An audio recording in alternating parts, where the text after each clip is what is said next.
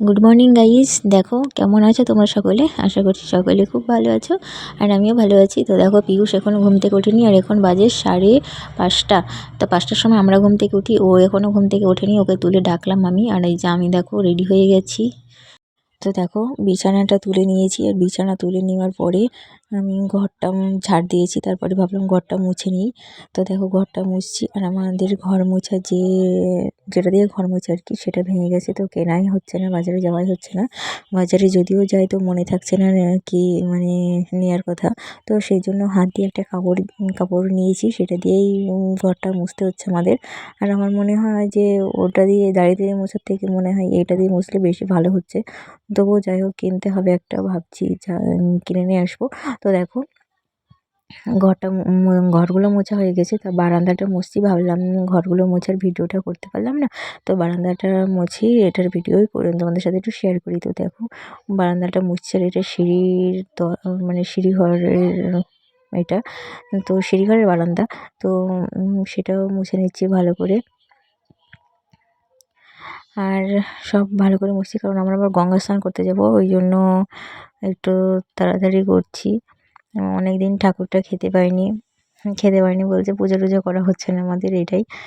তো মোছার সময় দেখছি চেয়ারের উপরে কি মাটি ফেলেছে, তো মাটিটা ভালো করে মুছে দিলাম। তো তারপরে দেখো এই যে ঘর মোছা কমপ্লিট হয়ে গেছে। আর সোফার কভার যত কভার ছিল, বেড কভার সবগুলো কেচে দেবো, ওই জন্য বের করে দিয়েছি, বাইরে বের করেছি। আর এটা আমার মেশিন, তোমরা তো দেখতেই পেলে। তো এই ঘরেরও মানে প্রত্যেকটা রুমেরই বেড কভারগুলো বাইরে বের করেছি। তো তার আগে দেখো থালা বাসনগুলো মেজে নিয়েছি, তারপরে ঘর মোছা কমপ্লিট। এই যে ঘরটা ভেজা, আর ফ্যান চালিয়ে দিয়েছি। আর এই যে এইগুলো সব বের করেছি, দেখো এইগুলো কাচবো, আর পাপোশটাও আজকে একটু পরিষ্কার করে দেবো। তো একটা বড় ড্রাম নিয়ে নিলাম, ভিতরে এগুলো সব কাচবো আর কি, যেগুলো বাইরে বের করেছি। পিউষের কত প্যান্ট আছে, তারপরে বেড কভার আছে, সোফার কভার আছে, বাবার জামা কাপড় আছে, মায়ের শাড়ি টাড়ি আছে, শাড়ি ব্লাউজ যেগুলো আছে। তো সার্ফের প্যাকেটটা, নতুন প্যাকেটটা কেটে একটা হরলিক্সের কৌটোর ভিতরে রেখে দিলাম, নাহলে প্যাকেটে যদি থাকে তো পড়ে টরে যায়, ওই জন্য একটা কৌটোর ভিতরে রেখে দিই। তো দেখো তারপরে সবগুলো ভিজে নিচ্ছি, তারপরে দমদম করে কাচবো আর কি। আগে ভিজিয়ে নিচ্ছি, আর পিউষের স্কুল ড্রেসটাও কেচে নিচ্ছি। আজকে যেহেতু শনিবার, পিউষ আজকে স্কুলে যাবে না, ওর একটু আর এক জায়গায় মানে টিউশন আছে, সকালে বিকালে শনিবারটায় দুবার টিউশনে যায়, ওই জন্য। তো এই যে পাপোশটাও মোছা ভালো করে ধুয়ে দিয়েছি।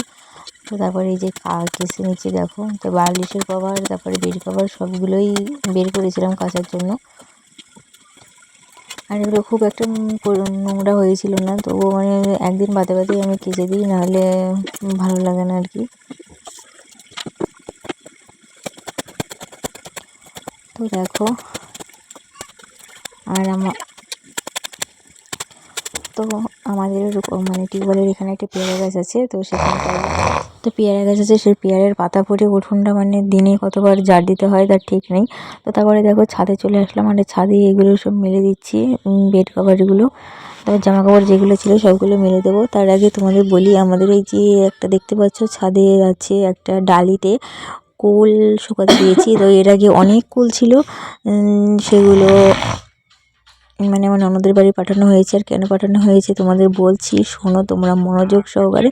তো আচার বানাতে দেওয়ার জন্য পাঠানো হয়েছে, কারণ আমার শাশুড়ি মা মিষ্টি বেশি পছন্দ করে, তো তাই মিষ্টি আচার যদি বানায় তো অতিরিক্ত মিষ্টি করে, মানে চিনিটা গুড়টা বেশি দেয়। তো আমি গুড়টা একটু কম, মানে মিষ্টিটা আচারে বিশেষ করে মিষ্টিটা আমি কম খাই, ওই জন্য আমাদের বাড়ি পাঠানো হয়েছে কুল। তো তারপরে দেখো আমি সব মিলে যেগুলো শুকনো ছিল সেগুলো তুলে নিয়ে চলে আসলাম ছাদে, এই নিচে। আর নিচে এসে যেই থালা বাসনগুলো তোমরা দেখলে, সেগুলোই আমি ভালো করে গুছিয়ে এই ঝুড়িটায় রেখে দেবো সাজিয়ে। তো দেখো থালা বাসনগুলো সবগুলো নিয়ে আসা হয়নি, তো এখানে থালা বাসনগুলো সাজিয়ে সাজিয়ে রাখবো, আর সাজিয়ে রাখলে বেশি ভালো লাগে। আর জায়গাটাও মনে হয় যে মানে অনেক জায়গা আছে, তাই মনে হয়। আর যদি সাজানো গোছানো না থাকে, অগোছালো হয়ে থাকে, তাহলে মনে হয় যে একদম গোছানো নেই। তো এইভাবেই আমার দিনটা কেটে যায় সারাদিন। তারপরে ছেলেকে নিয়ে বই নিয়ে বসানো, স্নান করানো, খাওয়ানো, এইভাবে দেখতে দেখতে কেটে যায় আমার দিনটা। তো তারপরে দেখো এই জল, এখানে একটু জল ছিল, তো সেই জলটা ফেলে দিলাম। ফেলে দিয়ে ভালো করে গ্লাসটা এখানে রেখে দেবো। মানে গ্লাস বাটি যাই হোক না কেন সব আমি ঝুড়িটার ভিতরে রেখে দিই। আর মানে একটু ফাঁকা ফাঁকা গোছানো হলে দেখতে ভালো লাগে।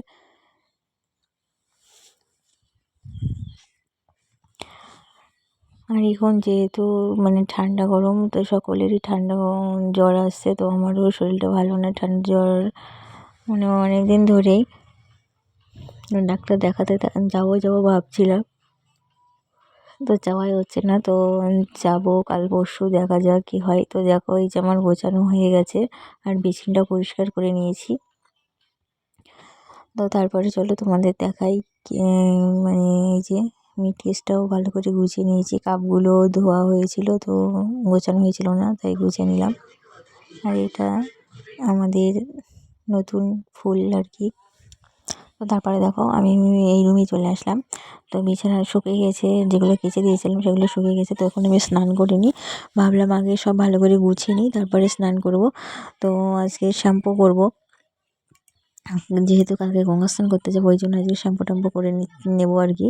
তো দেখো বালিশের কভারগুলো সব ভালো করে গুছিয়ে নিলাম, মানে বালিশের ভিতরে পরালাম বালিশের কভারটা। তারপরে বিছানার কভারটা তো ভালো করে পাতা হয়ে গেছে, তোমরা দেখতেই পাচ্ছ। আর আমি না এইরকমভাবে বিছানাটা গোছাই, বালিশ দুটো ওইভাবে রেখে দিই, এই যে এরকমভাবে গোছাই।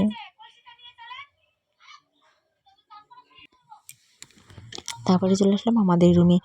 এই রুমটায় যেহেতু আমরা এখন থাকি না, তো তোমার দাদাভাই বাড়ি আসছে, ওই জন্য এই রুমটা এমনিতেও পরিষ্কার থাকে, পিউষকে এই রুমটাতেই পড়াই। আর পাশের রুমটা ঠাকুর থাকে, ঠাকুর ঘর আর কি, ওখানে পড়াতাম আগে। তো বাইক আছে, দরজাটা দেওয়া যায় না বাইকের জন্য, আর টিভি চলে, তো টিভির সাউন্ড আসে, ওই জন্য ওই ঘরটায় এখন বসছি না, এই ঘরটাতে পড়াতে বসানো হচ্ছে ছেলেকে। তো এই ঘরটা যেহেতু পড়তে বসাই, তো পেনের মানে পেন্সিল টেন্সিল যে কাটে তখন এখানে পড়ে থাকে, ওই জন্য এটা আমি প্রতিদিনই বেড কভারটা কেচে দিই। তো এই রুমটা দেখো বিছানাটা গোছালাম, এটা কেমন হয়েছে অবশ্যই জানিও তোমরা কমেন্ট করে। আর ওখানে জানালা দিয়ে মানে সূর্যের ছটা আসছিলো, ওই জন্য জানালাটার পর্দাটা দিয়ে দিয়েছি। তারপরে